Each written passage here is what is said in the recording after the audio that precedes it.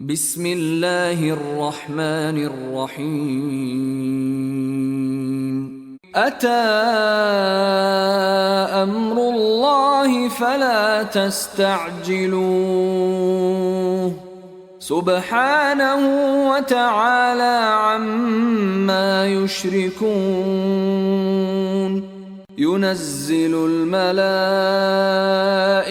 بالروح من أمره على من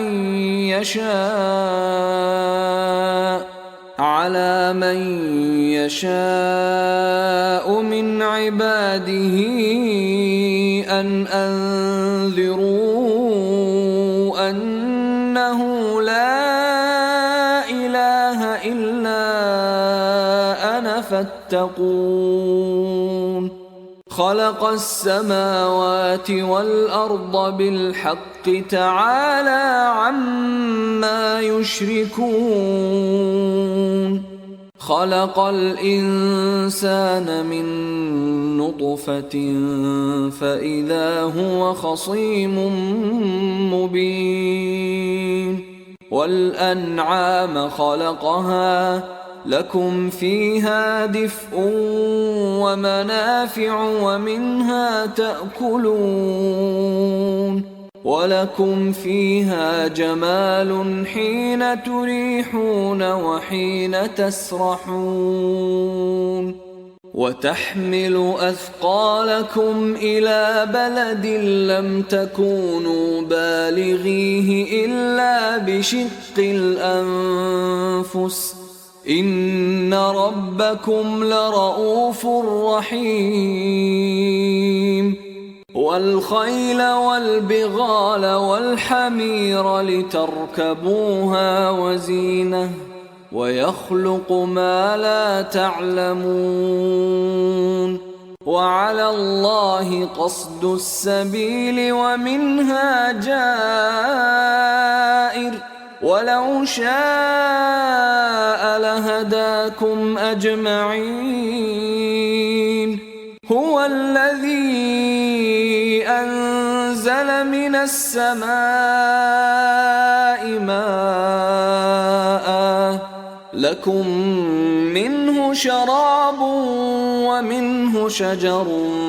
فيه تسيمون ينبت لكم به الزرع والزيتون والنخيل والأعناب ومن كل الثمرات إن في ذلك لآية لقوم يتفكرون وسخر لكم الليل والنهار والشمس والقمر والنجوم مسخرات بأمره إن في ذلك لآيات لقوم يعقلون وما ذرأ لكم في الأرض مختلفا ألوانه إن في ذلك لآية لقوم يذكرون وهو الذي سخر البحر لتأكلوا منه لحما طريا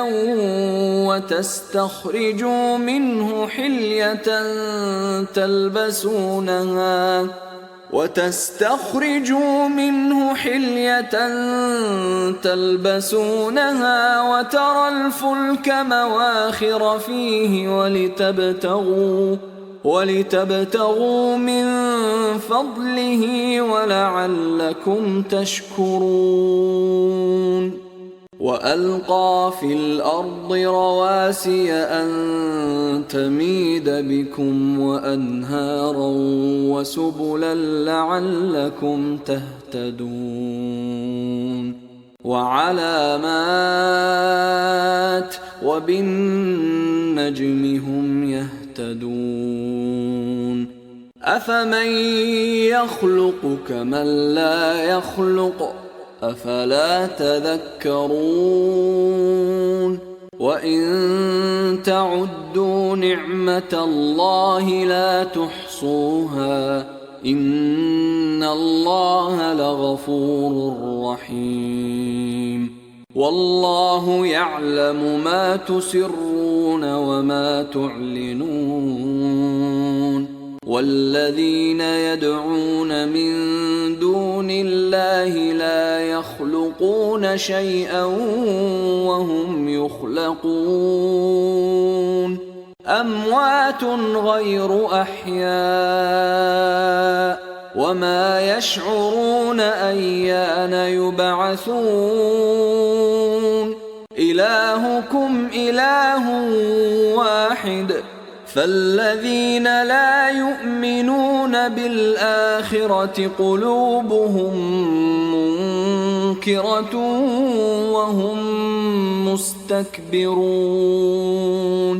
لا جرم أن الله يعلم ما يسرون وما يعلنون إنه لا يحب المستكبرين وإذا قيل لهم ماذا أنزل ربكم قالوا أساطير الأولين ليحملوا أوزارهم كاملة يوم القيامة ومن أوزار الذين يضلونهم